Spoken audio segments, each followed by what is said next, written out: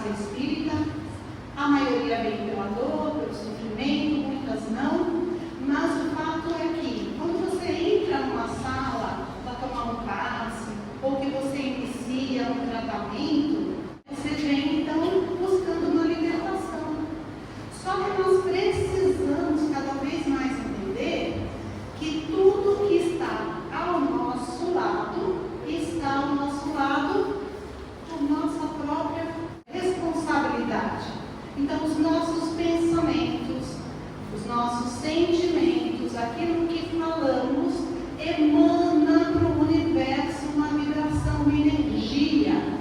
E através da ressonância é que a gente vai criando afinidade. E muitas vezes tem livros de Chico, inclusive, que falam sobre isso. Na coletânea de André Luiz, que a pessoa entra, os obsessores, que eu chamo de afetos de vida passada, ficam do lado de fora, e quando a pessoa sai, não é eles que a procuram, a própria pessoa chama de volta, porque ela acabou de sair e ela já pensa no impropério, já pensa numa maldade, já se recorda de alguma coisa negativa que fizeram para ele. Então, ele sempre fala aqui, né, não perdão. A pessoa que não perdoa, ela vive cansada, ela fica remoendo e revivendo aquela dor que ela vive. E ela sai e aí já pensa, vou chegar em casa e vou ver tal pessoa. O que acontece com a energia que a gente, né, dentro da casa espírita trouxe para ela? Vai para baixo, instantaneamente. E aí você já sai às vezes com dor de cabeça. Já sai e começa a se sentir mal.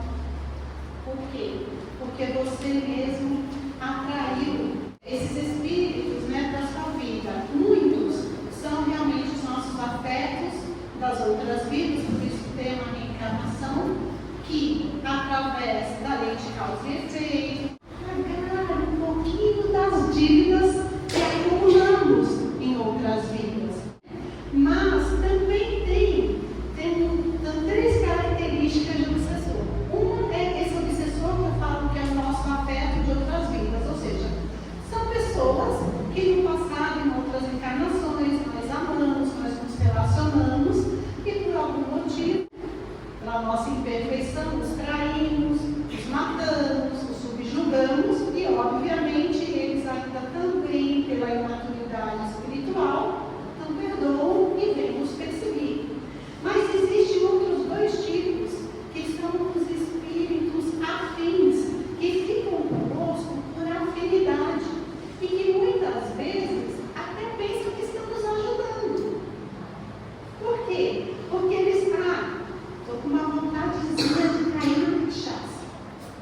Então, aquele espírito que também viveu no vício, o que acontece? Ele não é, ele gosta, ele vai lá e fica por afinidade, porque ele bebe junto, ele sente aquele, né, de alguma maneira ele capta do ectoplasma daquela pessoa que está bebendo, aquelas energias, aqueles fluidos que a gente emana. Assim como tem os espíritos afins do bem. Então, se eu sou uma pessoa que estou voltada para o bem, para fazer o bem, o que acontece? Quem é que vai estar em sintonia comigo? Os bons espíritos, os benfeitores, que também vão me inspirar para fazer coisas boas, né? E tem também aqueles outros espíritos de afinidade, que já é uma outra categoria. Então, esse espírito que só tem essa afinidade porque gosta das mesmas coisas que você é um. E tem aquele outro que ele quer realmente te induzir ao erro. Então, é diferente. Então, tem esses espíritos que apenas estão equivocados. E o que é a diferença do equívoco para o erro? O erro é aquilo que você faz consciente. Você sabe que aquilo não pode fazer, mas você faz. Já o equívoco não. O equívoco, imagina você está dirigindo, você tem a intenção de chegar em Bauru, por exemplo, mas você no meio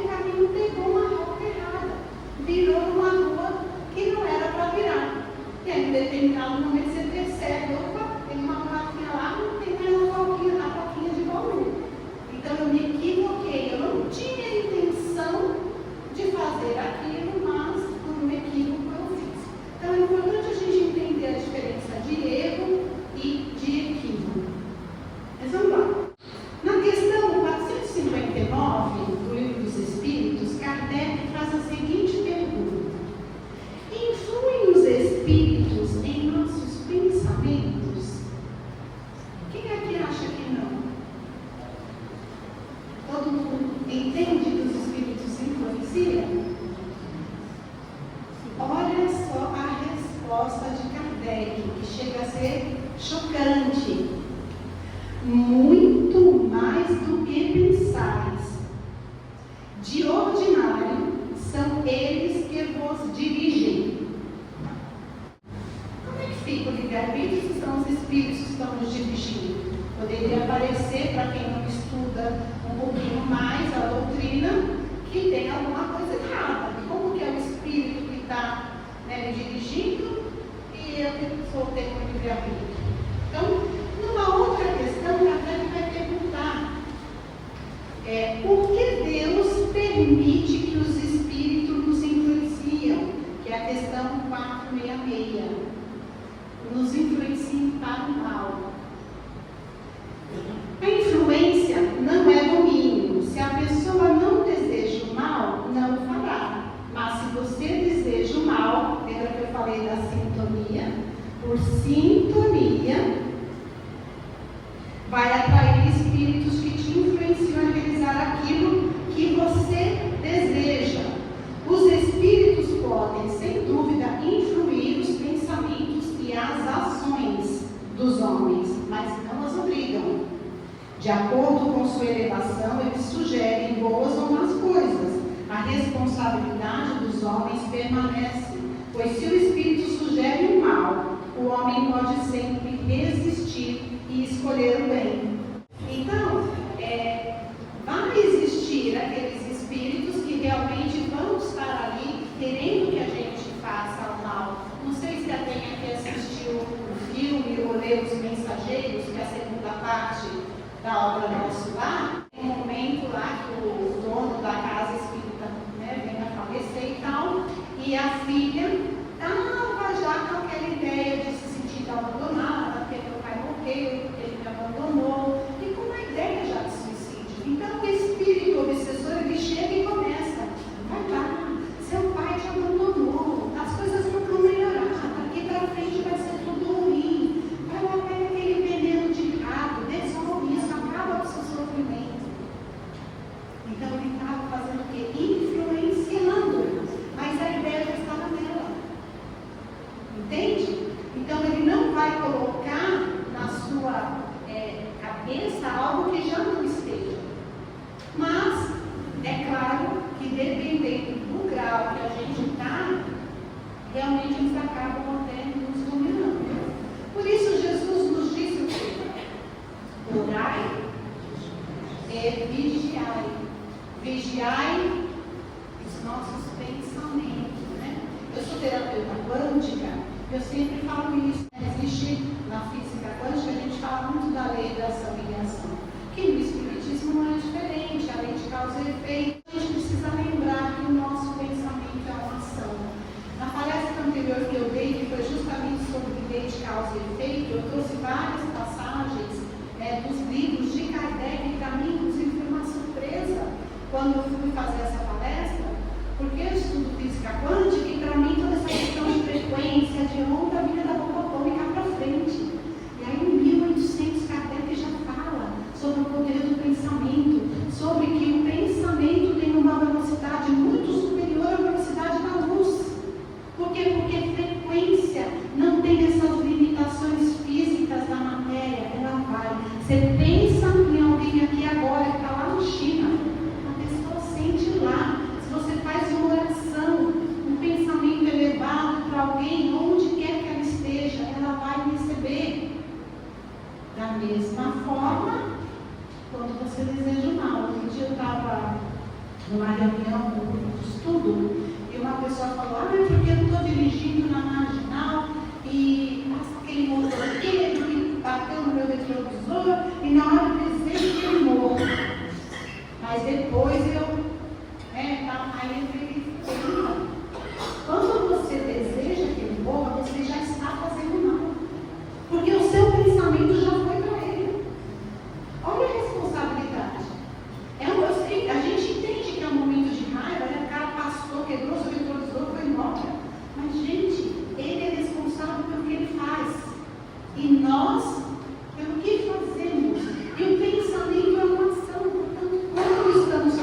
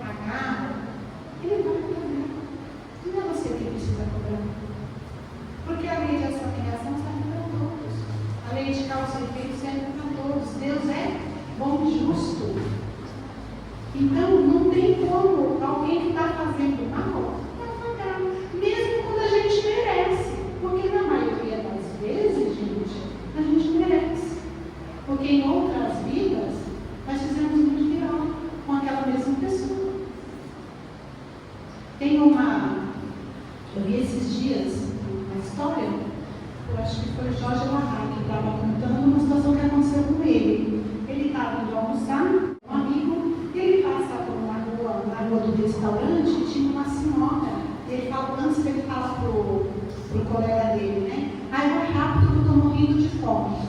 E aí ele, quase chegando no restaurante, ele viu uma senhora arrastando a lata de lixo do restaurante para pegar restos de comida.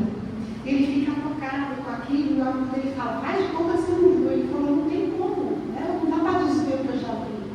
E ele disse que até na hora da comida, aquilo incomodava, ele não conseguia nem comer, de pensar naquela senhora. Mas ele vai depois numa reunião espírita e fala, e aquilo ficou incomodando tanto ele, que os espíritos, né, daquela reunião onde ele estava, resolvem trazer essa informação para ele. Eles falam, você se lembra qual que é o nome da rua do restaurante? Aí ele fala, fulana de tal. Aquela senhora, na outra vida, era essa do nome da rua. Ela foi muito rica e ela maltratou demais, ela tirou o emprego, ela fez muita gente sofrer, passar fome, principalmente passar fome. Então ela, como forma de pagar, entre aspas, no sentido de diminuir os débitos que a gente está acumulando, ela decidiu vir nessa situação paupérrima e mendigar naquela rua que lhe traz o nome. Porque inconscientemente, a gente se lembra, o nosso espírito, o nosso inconsciente, ele sabe. Então aquilo é uma forma de lembrete para que ela realmente aprendesse o valor da vida, o valor do pão, o valor de tratar o nosso semelhante como igual, porque no final das contas somos todos somos todos filhos de Deus. Se a gente fizer um teste de DNA aqui, tenho certeza, não vai dar nenhum erro, todo mundo é filho de Deus. Então ninguém é melhor que ninguém. Você não podia mais. Quando o espírito mais evoluído sugere bons pensamentos e atitudes, ele está contribuindo para o desenvolvimento moral e intelectual do ser humano. Já sugestões negativas servem para testar a resistência do indivíduo ao mal e incentivá-lo a desenvolver a força moral para resistir a essas influências. Então, por que Deus permite que esses espíritos nos influenciem ao mal?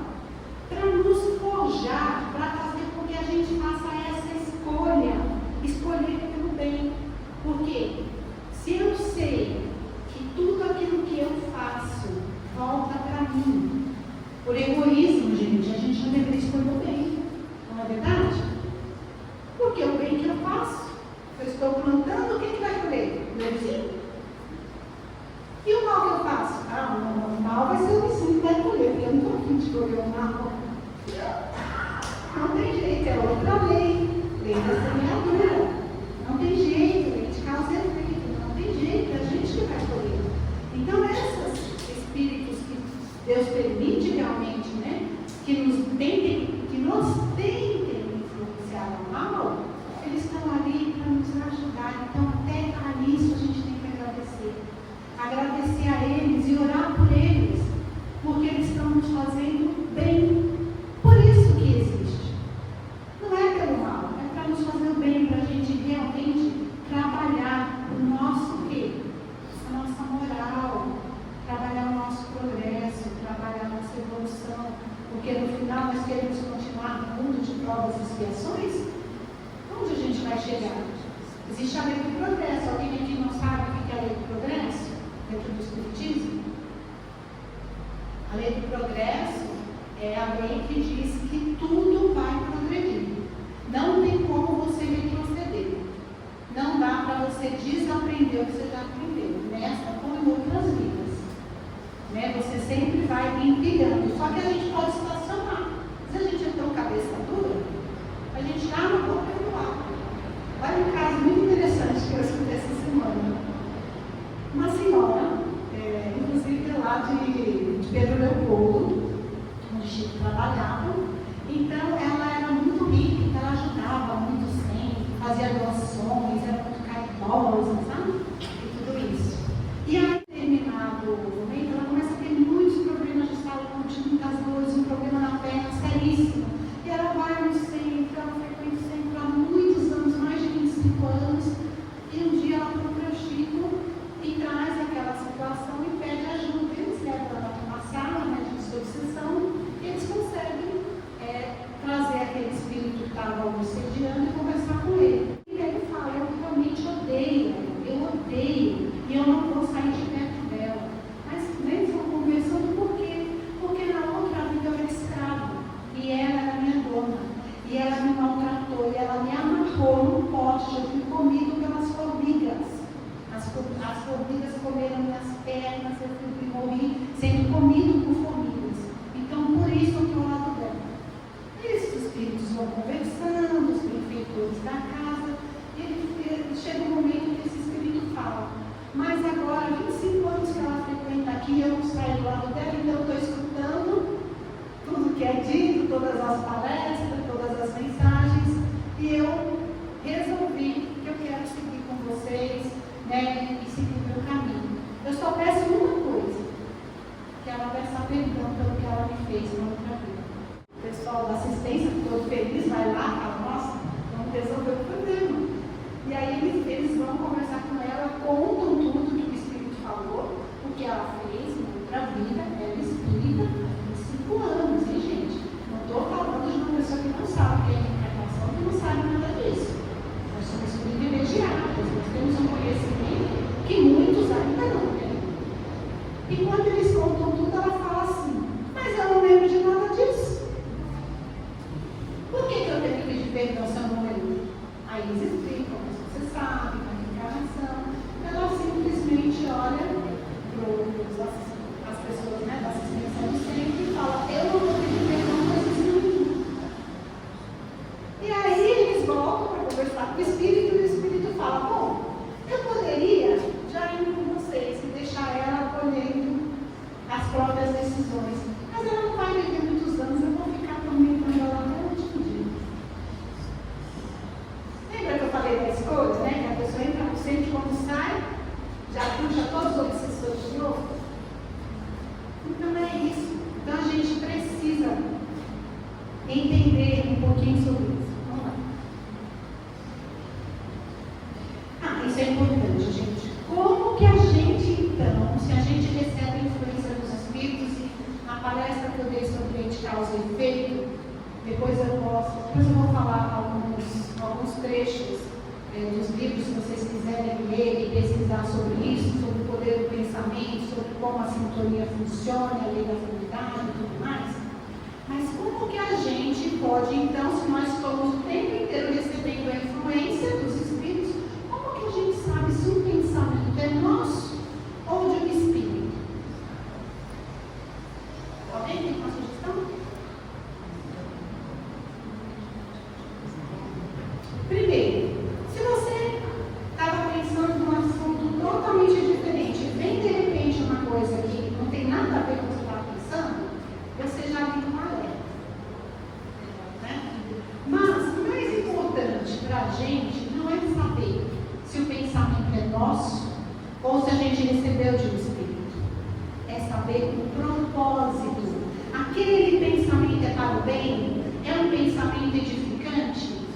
É algo que está alinhado com os ensinamentos de Jesus? Não importa. Pode ser uma intuição. Pode ser sua mesmo, porque a gente viveu muitas vidas e a gente tem conhecimentos que aparentemente a gente não lembra agora. Mas eles estão no nosso consciente. Nosso cordão de prata, que é o que nos liga ao nosso corpo, ele não está aqui no livro. Tem algumas imagens que mostram que nas costas. Não, ele está aqui, na mente. Tudo é na mente. Então, no caso, é na nossa consciência. Então, aquilo nos leva para o bem, não faz diferença. Mas, quando for um espírito que quer nos levar para o mal, mesmo que ele esteja mandando um pensamento bom, porque às vezes eles mandam um pensamento bom para você começar a confiar, daqui a pouco eles, né? Como que você vai perceber? Lembra que tudo é energia, que tem fluido, que o nosso pensamento, as nossas intenções estão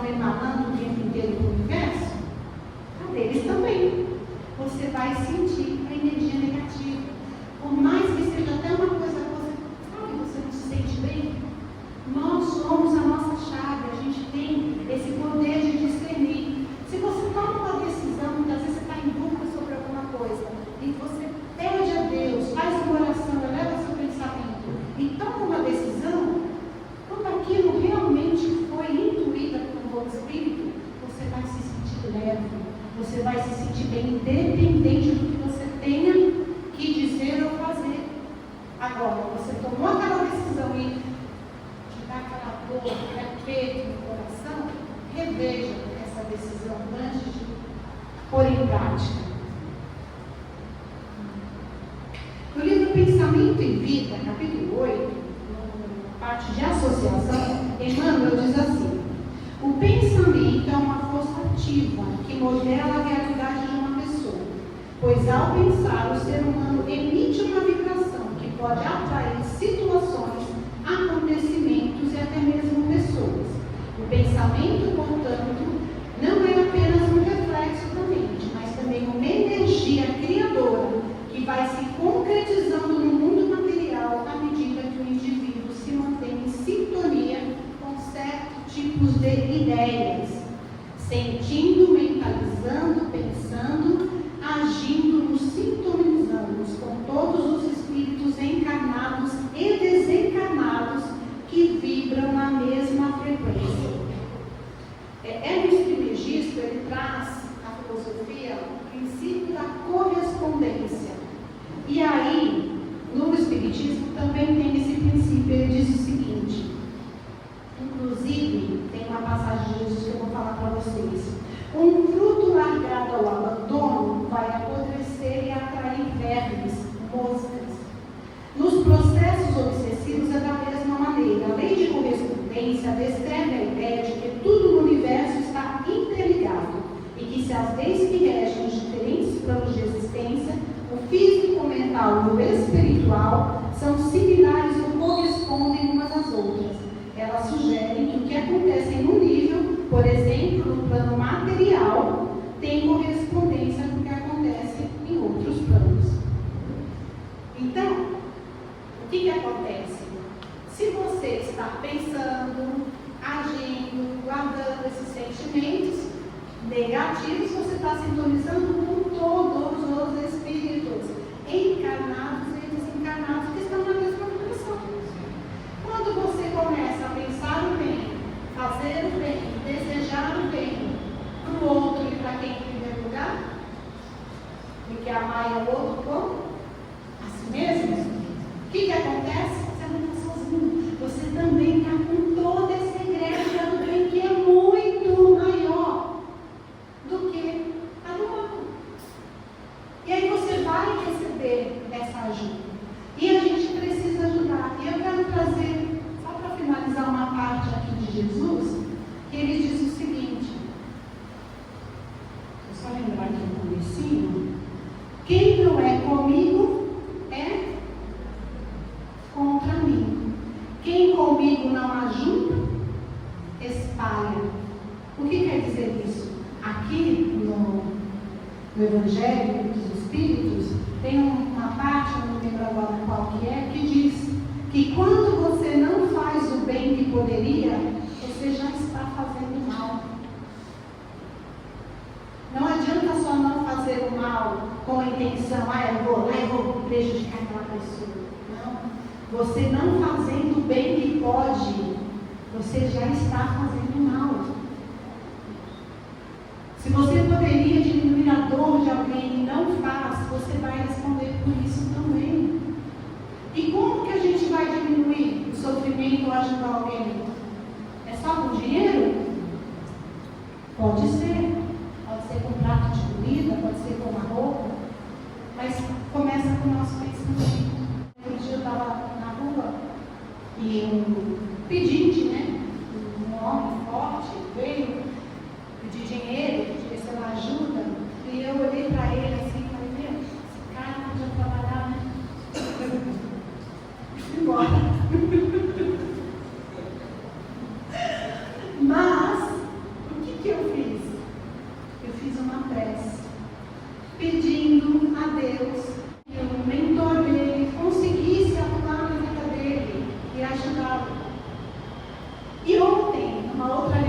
estudo que eu faço, eu trouxe essa questão que a gente estava falando exatamente sobre fazer o bem, né, e tudo isso daí. E aí eu trouxe esse questionamento e uma das pessoas deu uma ideia incrível, que eu não faço. Eu faço a oração, porque eu já sei que a oração, eu sempre já disse aqui também, que Chico também disse que a prece de uma mãe desbrava qualquer trevas.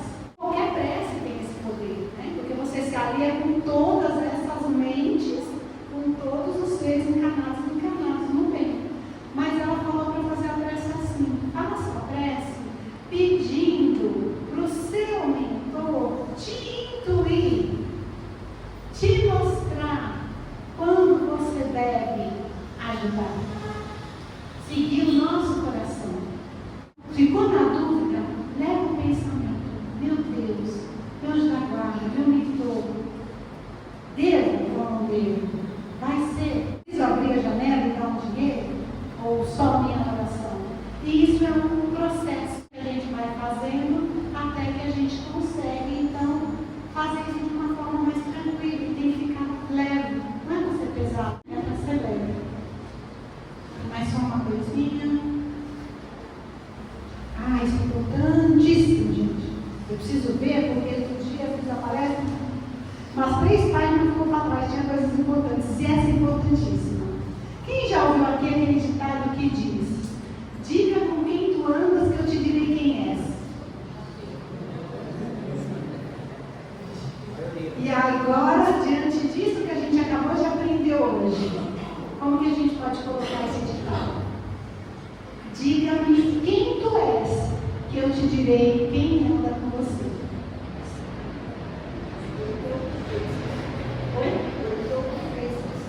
Sim, mas a gente é o que pensa. O que a gente é? A gente é o que a gente pensa. Não tem jeito. O cara que pensa só em bebida, você passa por ele acorda exalando o cheiro de álcool. A gente se torna o que a gente pensa, o que a gente ingere. Então, diga-me quem és, que pensas, que eu vou te dizer que tipo de acompanhante está do seu lado. E agora, então, para finalizar, eu gostaria que a gente fizesse juntos, então, essa prece de Cáritas que eu enviei para vocês. Não precisam ler, se vocês não quiserem, eu vou falando e vocês repetem comigo, tá bom? Vamos lá? Vamos fazer uma respiração profunda, elevar o nosso pensamento a Deus, até o nosso Mestre Jesus. E vamos colocar todo o nosso amor, toda a nossa intenção de fazer o bem nessa oração. Deus nosso Pai, vós que sois todo o poder e bondade, dai-me a força para que possa passar pela aprovação. Dai a luz àquele que procura a verdade. Ponde no coração do homem a compaixão e a caridade. Deus, dai ao viajor a estrela guia, ao aflito a consolação, ao doente o repouso, ao culpado o arrependimento, ao espírito a verdade, à criança o guia, ao órfão o pai. Senhor, que a vossa bondade se estenda sobre tudo que criaste. Piedade, Senhor, para aqueles que não vos conhecem. A esperança para aqueles que sofrem. Que a vossa bondade permita aos espíritos consoladores que derramem por toda parte a paz, a esperança e a fé. Deus, um raio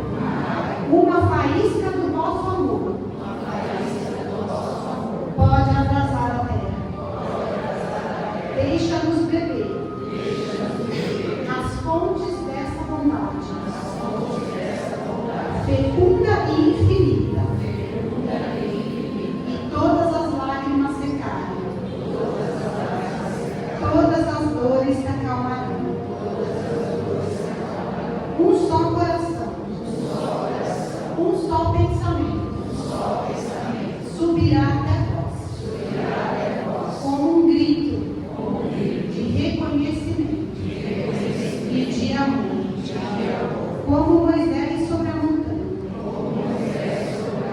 Nós lhe esperamos com os braços abertos. Ó bondade, ó beleza, ó perfeição. E queremos de alguma sorte alcançar a vossa misericórdia. Deus, dai-nos a força de ajudar o progresso, a fim de subirmos até vós. Dai-nos a caridade pura, dai-nos a fé e a razão, dai-nos a simplicidade e fará de nossas almas um espelho onde se refletirá a vossa santa misericórdia. Assim seja, assim já é. Amém. É isso, gente.